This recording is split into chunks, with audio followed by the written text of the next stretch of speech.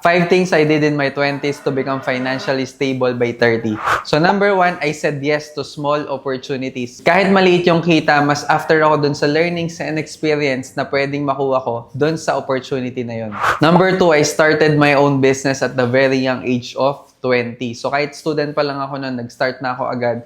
Ginawan ko lang din ng paraan, wala akong masyadong malaking capital noon. 8,000 pesos lang ako nag-umpisa. Tapos nanggaling pa yun sa iPad Touch ko na binenta ko. Number 3, I surrounded myself with people na mas matatalino at mas experience sa akin pagdating sa business. So, kahit saan sila magpunta, gusto ko nandun ako, nakikinig lang ako, nagtitake notes ako palagi, meron ako laging dala sa bag ko, nire-record ko pa minsan sa cellphone ko, tapos pag bumabiyahe ako pa uwi, yun yung background music ko, yun yung lagi kong pinapakinggan. Kasi yung mindset ko noon, imbis na masayang yung oras ko sa biyahe, at least natututo pa din ako, kaya pinapakinggan ko yung nirecord ko ng mga sinasabi ng successful na tao.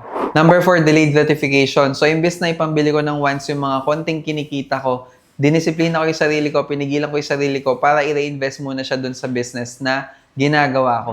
Number 5, I learned how to sell. So kung gusto ko talaga maging successful, naisip ko na one thing in common sa mga successful na tao is lahat sila nasa sales. So therefore, kailangan kong matuto magbenta. Pinilit kong aralin, pinilit ko na lumabas sa comfort zone ko para magsalita sa mga tao, mag-pitch sa mga tao ng business ko, ilang rejections yung natanggap ko. Pero okay lang dahil doon na-develop yung self-confidence ko at saka mas natuto at nasanay na akong kumausap sa mga tao.